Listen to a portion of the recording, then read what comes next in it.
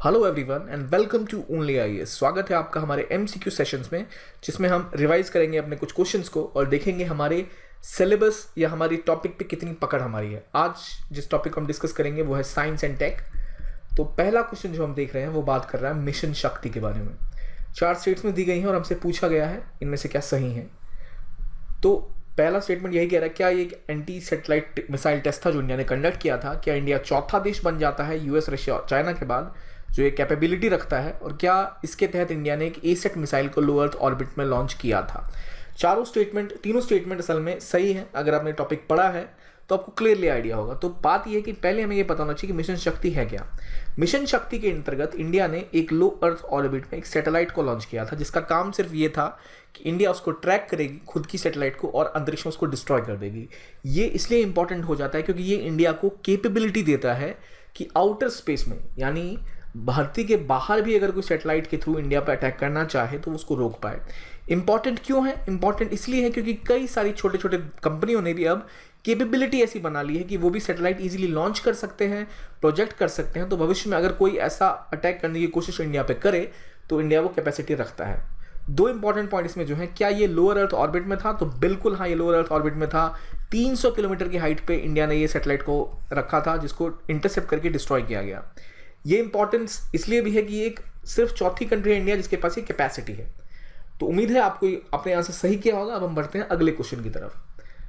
Consider the following pairs. ये कुछ initiatives हैं और ये कुछ मिसाइल टाइप्स हैं। हमें बताना है इनमें से कौन कौन सी सही तरीके से मैच की गई हैं, कौन से प्रक्षेपास्त्र हैं और कौन सी वो योजना है जिनकी हम बात कर रहे हैं। तो परियोजना यानी प्रोजेक्ट 15B, 75 और प्रोजेक्ट 17A, इनमें बात की गई है मिसाइल टाइप्स की। ये क्वेश्चन भी कंपैरेटिवली इजी है, आप इसका आंसर कर सकते हैं कि आंसर इसका सीधा है सी, यानी इसमें केवल दूसरा जो ऑप्शन है वो सही है। प्रोजेक्ट 75 जो कि न्यूक्लियर सबमरीन्स का एक प्रोजेक्ट है। पर इंपॉर्टेंट ये है हमारे लिए समझना कि पहली बात, फ्रिगेट्स होते क्या हैं, न्यूक्लियर सबमरीन्स और मिसाइल डिस्ट्रॉयर्स में क्या फर्क है। देखिए, फ्रिगेट्स असल में एक ऐसे शिप्स की तरह होते हैं जैसे P-17A फ्रिगेट्स इंडिया ने लॉन्च किए थे। इनका काम बस इतना होता है कि ये पानी में तेजी से जाते हैं और किसी और शिप को अगर बचाना है तो वो कर पाएंगे। इनके ऊपर ऑब्वियसली कुछ वेपन्स माउंटेड होते हैं, जैसे P-17A फ्रिगेट्स इंडिया ने हाल ही में लॉन्च किए थे, नीलगिरी भी जिसका नाम था। ये हो गए फ्रिगेट्स जो शिप के होते हैं। दूसरी बात, सबमरीन्स, जो आपको पता ही इस तरह के सबमरीन आते हैं। P-75 सबमरीन की सीरीज इंडिया ने लॉन्च करी थी, ये उस तरह की परियोजना है। और सबमरीन ऑब्वियसली पानी के अंदर से आके अटैक करते हैं। और सबमरीन की कुछ कैटेगरीज होती हैं। तो फ्रिगेट्स असल में एक छोटा सा शिप होता है जो बहुत तेजी से बहता है। ये आपको क्लियरली आइडिया होगा। सबमरीन क्या आपको पता ही है, पर सबमरीन में और सब डिविजन्स क्या हैं, जैसे अरिहंत क्लास सबमरीन हैं, चक्र क्लास सबमरीन है, अटैक सबमरीन है और S-5 फ्यूचर मिसाइल सबमरीन के टाइप्स हैं। तो जैसे अरिहंत क्लास सबमरीन वो होती है जो nuclear powered ballistic missile submarine होती है, जो न्यूक्लियर पावर्ड होती है और जिसका इस्तेमाल इंडिया कर सकता है न्यूक्लियर अटैक माउंट करने के लिए भी, कि पानी के अंदर से भी इंडिया किसी देश पे चाहे तो न्यूक्लियर अटैक कर सकता है, जिसके लिए अरिहंत क्लास की सबमरीन इंडिया के पास उपलब्ध है। और हमारे ऑप्शंस में जो प्रोजेक्ट 75 की बात की गई थी वो असल में एक न्यूक्लियर सबमरीन ही है जो इंडिया जिसके ऊपर काम कर रहा है। लेकिन जो प्रोजेक्ट 71A है, असल में ये मिसाइल डिस्ट्रॉयर नहीं है, ये असल में एक फ्रिगेट है, यानी इस टाइप का, जिसे नीलगिरी भी कहा गया है। तो ये डिफरेंसेस है। और INS चक्र जैसे जो सबमरीन्स हैं, ये न्यूक्लियर पावर्ड अटैक सबमरीन है जो बैलिस्टिक मिसाइल को लॉन्च नहीं कर सकते। ठीक है, ये फर्क है दोनों में, कि जो अरिहंत क्लास की सबमरीन है ये बैलिस्टिक मिसाइल को लॉन्च कर सकते हैं, जबकि जो ये न्यूक्लियर पावर्ड अटैक सबमरीन है ये असल में बैलिस्टिक मिसाइल्स लॉन्च नहीं कर सकते।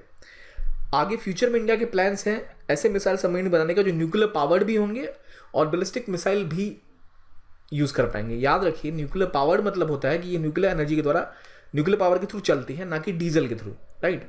तो इंडिया लगातार अपने आर्सेनल को बढ़ा रहा है, इसलिए हमें क्लैरिटी होनी चाहिए कि सबमरीन किस तरह के होते हैं और किस किस प्रकार के होते हैं। अब अगर हम इन P-75 सबमरीन की बात करें, जो खंडेरी सबमरीन हैं, ये असल में डीजल पावर्ड सबमरीन है, ना कि न्यूक्लियर सबमरीन। तो इंडिया लगातार कोशिश कर रहा है कि SSBN यानी कि nuclear powered ballistic missile submarine, SSN nuclear powered attack submarine, और यहाँ तक कि जो कावेरी क्लास अटैक सबमरीन है वो भी इंडिया अपने एरियाज में और बढ़ाता रहे।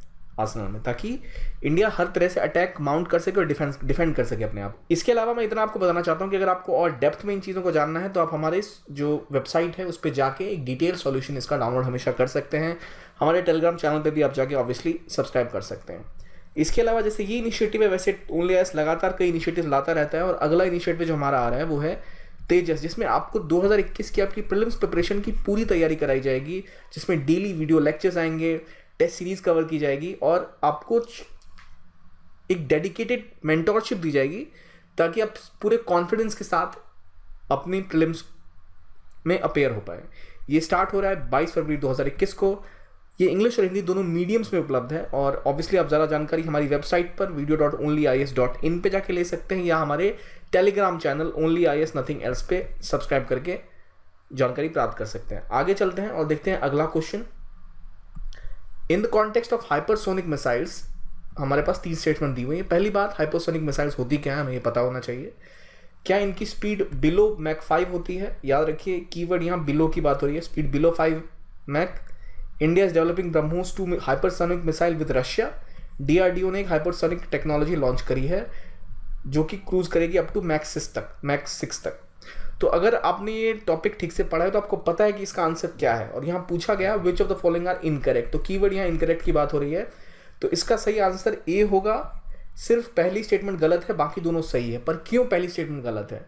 तो इसके लिए हमें जानकारी होनी चाहिए कि पहली बात, हाइपरसोनिक मिसाइल कौन सी होती है, सुपरसोनिक मिसाइल कौन सी होती है, और जो ब्रह्मोस मिसाइल है किसके किसके साथ डेवलप की गई है। ब्रह्मोस काफ़ी फेमस है, इंडिया और रशिया का कंबाइंड वेंचर है। ब्रह्मोस का नाम ब्रह्मपुत्र और मोस्को जैसी 2 नदियों से मिला हुआ है ब्रह्मोस, और ये एक हाइपरसोनिक मिसाइल है जो कि 5 मैक से ऊपर की स्पीड रखती है। हाइपरसोनिक मिसाइल्स कौन सी होती हैं? जिनकी स्पीड अबव 5 मैक होती है, और सब सुपरसोनिक वो मिसाइल होती है जिनकी स्पीड 1 to 5 मैक होती है, और सबसोनिक मिसाइल वो होती है जिनकी 1 मैक से कम स्पीड होती है। जैसे आपको पता ही है कि ब्रह्मोस एक ऐसी मिसाइल इंडिया और रशिया ने डेवलप करी है जो कि एक हाइपरसोनिक मिसाइल है। हाइपरसोनिक टेक्नोलॉजी डेमोन्स्ट्रेटर व्हीकल में डीआरडीओ ने हाल ही में ये दर्शाया था कि कैसे वो 6 मैक से भी ऊपर स्पीड वाली हाइपरसोनिक कैपेबिलिटीज डेवलप कर रहे हैं। तो ये लगातार सीधा हमें बता रहा है कि जो टेक्नोलॉजी इंडिया डेवलप कर रहा है वो हाइपरसोनिक टेक्नोलॉजी वाली है, और वो ब्रह्मोस को और ज़्यादा डेवलप करने के प्रयास में है। तो आगे फ्यूचर में ऐसी उम्मीद की जा रही है कि मैक्सिमम जो सैटेलाइट्स होंगी, जो इंडिया के व्हीकल्स होंगे, मिसाइल्स होंगी, वो सारी हाइपरसोनिक होंगी। अगला क्वेश्चन देखते हैं, which one of the following missile is the part of integrated guided missile development programme. हमारे पास 5 ऑप्शन दिए हुए हैं, इनके नामों से आपको क्लियरली पता लगता है कि इनमें से कौन सा जो प्रोग्राम है वो इसका हिस्सा नहीं होना चाहिए। अगर आप नाम पढ़ रहे हैं तो इग्लास जो पहली बात है, ये एक रशियन कंपनी द्वारा डेवलप किया गया सिस्टम है जो कि मैन माउंटेड सिस्टम है। मतलब आप इसको कंधे पे रख के किसी, अगर कोई ऐसा प्लेन आ रहा है या एयरक्राफ्ट आ रहा है उसको उड़ा सकते हैं। देखिए इस तरह का होता है ये, राइट।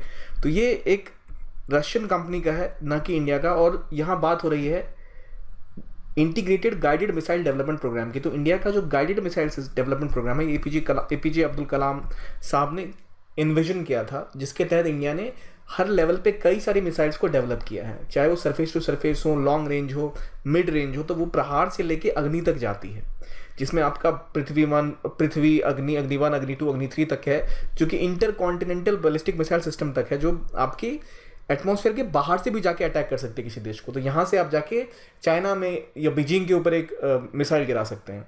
जबकि इसी लिस्ट में जो हम देखें, जो 4 नाम हमें दिए हुए हैं, पृथ्वी, अग्नि, त्रिशूल, ये सब इसका पार्ट है। जबकि जो बराक 8 है वो एक इंडिया और इजराइल का जॉइंट वेंचर है, जो काम करता है अगर बाहर से कोई एयरक्राफ्ट आ रहा है उसको आपको डिफेंस शील्ड की तरह उसको वहीं पे आसमान में उड़ा देगा, वो अटैक करके उसको वहाँ डिस्ट्रॉय करने के लिए। तो हमारा इस तरह से आंसर बनता है सी, यानी 2, 3 and 4। तो अगर आप इसके बारे में और डेप्थ में देखें तो ये वो प्रोमिनेंट मिसाइल है जिनकी रेंजेस के साथ यहाँ आपको दिया हुआ है कि कौन सी कितनी लेंथ की मिसाइल है। और याद रखिए यहाँ बात हुई थी गाइडेड मिसाइल डेवलपमेंट की, राइट। ऑब्वियसली इसका हिस्सा बराक और इग्लायस नहीं है। जब हम इतनी बात कर ही रहे हैं तो ये देखते हैं कि बैलिस्टिक और क्रूज मिसाइल में क्या फ़र्क होता है।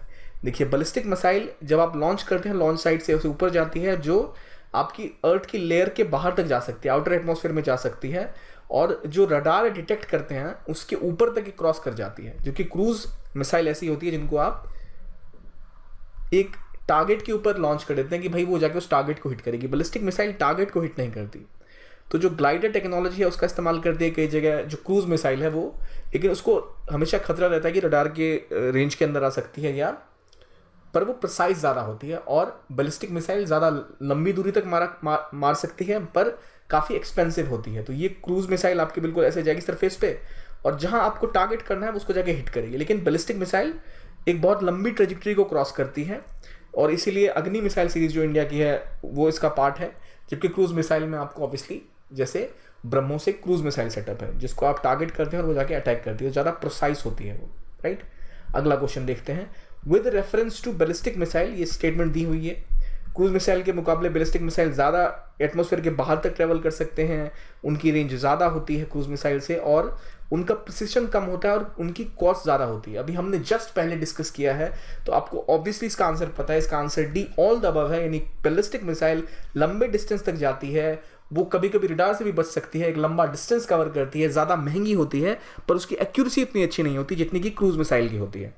आप इसको ऐसे भी कंपेयर कर सकते हैं, कभी कभी कार में या दूसरे व्हीकल्स में क्रूज मोड मिलता है, राइट। तो वो कहानी है क्रूज मिसाइल्स की। अगला क्वेश्चन देखते हैं। मिसाइल टेक्नोलॉजी कंट्रोल रिजीम के बारे में क्वेश्चन है कि 4 रिजीम्स के बारे में हमें पूछा हुआ है। MTCR, Australia group, Wassenaar convention और बायोलॉजिकल वेपन कन्वेंशन। ये 4 कन्वेंशन है, ये किस किस चीज़ के लिए, ये हमें पता होना चाहिए। अब देखिए, एक इंपॉर्टेंट फैक्टर है कि इसका हिंदी में यहाँ आपको वर्णन दिया हुआ कि जो 4 समूह हैं उनके बारे में और क्या क्या उनका काम है। सबसे इंपॉर्टेंट ये है जानना कि हमारा इनमें से MTCR करता क्या है, ऑस्ट्रेलिया ग्रुप क्या करता है, वासेनार ग्रुप क्या करता है। तो अगर मैं आपसे पूछूं इनमें से क्या सही आंसर है, तो काफ़ी ईजी है इसको आंसर करना, काफ़ी न्यूज़ में रहे हैं topic. So it should be C, which is MTCR का काम क्या है। MTCR मतलब मिसाइल टेक्नोलॉजी का नाम ही, जिक्र ही उसके नाम में अंदर है। तो ऑब्वियसली प्रोलिफरेशन ऑफ मिसाइल और अनमैन्ड एरियल व्हीकल्स को रोकने का काम करेगा। पर ये क्या है, इनकी डेप्थ में हम थोड़ा जाते हैं, और क्या किन किन में इंडिया मेंबर है वो भी हमें पता होना चाहिए। तो असल में इंडिया इन 4 में MTCR का मेंबर है, ऑस्ट्रेलिया ग्रुप का मेंबर है, वासेनार एग्रीमेंट का भी मेंबर है, और बायोलॉजिकल वेपन कन्वेंशन डुअल का भी मेंबर है, जो कि बायोलॉजिकल वेपन डेवलपमेंट को रोकती है, यानी ऐसे टॉक्सिन्स को रोकती है जो बायोलॉजिकल वेपन की तरह इस्तेमाल किए जा सके। ठीक, इन 4 का इंडिया मेंबर है। तो अगर आप एक पाई चार्ट के हिसाब से देखें तो इंडिया MTCR में भी है, लेकिन इंडिया NSG में नहीं है, राइट। ये वेपन्स ऑफ मास डिस्ट्रक्शन को रोकने के लिए, जो न्यूक्लियर वेपन है, बायोलॉजिकल वेपन है, केमिकल वेपन है, उनको रोकने के लिए बनाए गए समूह हैं, जिनका काम होता है अलग अलग लेवल पर साथ आना और ऐसी चीज़ों को रोकना जो इनके खिलाफ काम कर सकते हैं। तो इंडिया मोस्टली इन सभी का मेंबर है, लेकिन NSG का इंडिया मेंबर नहीं है, जहाँ लगातार इंडिया प्रयास कर रहा है कि NSG की मेंबरशिप इंडिया को मिल जाए। क्यों इंडिया को NSG की मेंबर नहीं मिल रही? क्योंकि इंडिया ने NPT पे साइन नहीं किया हुआ, राइट। तो सीधी सी बात है, MTCR किस चीज़ के लिए काम करती है? जो 500 kg से ज़्यादा या 300 किलोमीटर ज़्यादा दूर तक जाने वाले मिसाइल्स हैं, उनके प्रोलिफरेशन को रोकने के लिए, कि अगर आपको एक्सपोर्ट करनी है ऐसी मिसाइल तो आप तभी कर सकते हैं जब आप MTCR के मेंबर हो, राइट। जो बायोलॉजिकल वेपन कन्वेंशन है, नाम से क्लियर है, वो बायोलॉजिकल वेपन्स को रोकने का काम करती है। जबकि ऑस्ट्रेलिया ग्रुप और वासेनार एग्रीमेंट जो है, उनमें से वासेनार का काम होता है जो डुअल यूज टेक्नोलॉजी है, जिनका काम हथियार बनाने के लिए भी किया जा सकता है किसी एक काम के मुकाबले, उनकी टेक्नोलॉजी ट्रांसफर रोकने के लिए है। जबकि जो आपका ऑस्ट्रेलिया ग्रुप है, ये बायोलॉजिकल केमिकल वेपन्स को रोकने के लिए बनाया गया ग्रुप है। अगर आप देखें, ये आपकी न्यूक्लियर सप्लाई ग्रुप की तस्वीर है, जिसमें इंडिया आपको नहीं मेंबर दिख रहा है, जबकि बाकी 4 MTCR, ऑस्ट्रेलिया ग्रुप और वासेनार एग्रीमेंट में इंडिया मेंबर है, राइट। क्यों? क्योंकि जो NPT साइन की गई थी, इसमें इंडिया मेंबर नहीं है। इंडिया ने NPT साइन नहीं किया हुआ है, इसलिए इंडिया को इनकी अभी तक मेंबरशिप नहीं मिली हुई। अगला पॉइंट पे आते हैं और देखते हैं अगला क्वेश्चन, कि इंडिया ने NPT पे साइन नहीं किया हुआ, इंडिया ने CTBT पे भी साइन नहीं किया हुआ है, इंडिया को NSG की मेंबरशिप मिली हुई है बिना NPT की सिग्नेचर किए हुए। इनमें से क्या सही है और क्या गलत है? अभी मैंने पहले ही मेंशन किया कि इंडिया को NSG की मेंबरशिप नहीं मिली हुई है, तो इसलिए दूसरा स्टेटमेंट तो गलत है। तो हम बचते हैं केवल A की तरफ, और A एक सही आंसर है कि इंडिया ने ना ही NPT पे साइन किया हुआ है, ना ही CTBT पे साइन किया हुआ है। अब बात ये कि NPT क्या है और CTBT क्या है। NPT मतलब नॉन न्यूक्लियर प्रोहिबिशन ट्रीटी, जिसके तहत कि आप न्यूक्लियर वेपन्स नहीं बनाएंगे और CTBT के तहत आप टेस्टिंग नहीं करेंगे। तो इंडिया ने दोनों में से किसी पे साइन नहीं किया हुआ। लगातार इंडिया कोशिश कर रहा है NSG की मेंबरशिप लेने की। अमेरिका ने भी इंडिया का सपोर्ट किया था इसके लिए, पर चाइना वहाँ का मेंबर है और वो उस पर हमेशा एक वीटो लगा देता है, इसलिए इंडिया मेंबर नहीं बन पाता। तो इंडिया ने कोशिश करी है कि इंडिया बाकी जो ग्रुप्स हैं जैसे MTCR, वासेनार, जहाँ पे इंडिया मेंबर है, उनमें से अगर चाइना का ही मेंबर नहीं है तो उसका रोकने का प्रयास लगातार इंडिया वहाँ कर रहा है ताकि वो इंडिया को NSG में एंटर करने दे।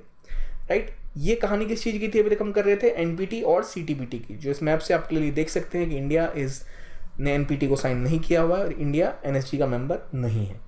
आगे आते हैं, बात करते हैं ब्रह्मोस मिसाइल के बारे में। It's a joint project of Russia and India. It can be launch from all platform, land, air and sea. अभी थोड़ी देर पहले ही हमने इसके बारे में बात करी है कि ब्रह्मोस मिसाइल ऑब्वियसली इंडिया और रशिया का जॉइंट वेंचर है। ये सभी प्लेटफॉर्म से, लैंड से भी, सी से भी और एयर से भी लॉन्च किया जा सकता है। यानी इंडिया ने कोशिश करी थी हाल में ही कि इंडिया इसको, जो इंडिया ने फ्रांस से एयरक्राफ्ट खरीदे थे, उनका नाम क्या है, उनके ऊपर भी लगा के यूज़ कर सके, अपने जो शिप्स हैं वहाँ से भी, और सरफेस टू सरफेस भी इसका इस्तेमाल किया जा सके। तो ये ऑब्वियसली हमारा जो ऑप्शन है इसका सही आंसर क्या होगा? 1 and 2 बोथ, क्योंकि ये हर जगह से इस्तेमाल किया जा सकता है। काफ़ी इसकी यूटिलिटी है और काफ़ी इंपॉर्टेंट वेपन है जो कि हाइपरसोनिक है। अगला क्वेश्चन पूछता है कि रुस्तम 2 क्या है? What is Rustam 2?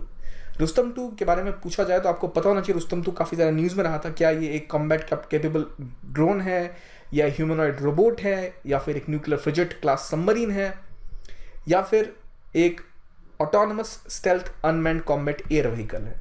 तो इसका आंसर सिंपल है कि ये एक असल में भारत में खुद का बनाया हुआ एक ड्रोन है जो कि काफ़ी हद तक इंडिया के लिए काम आ सकता है।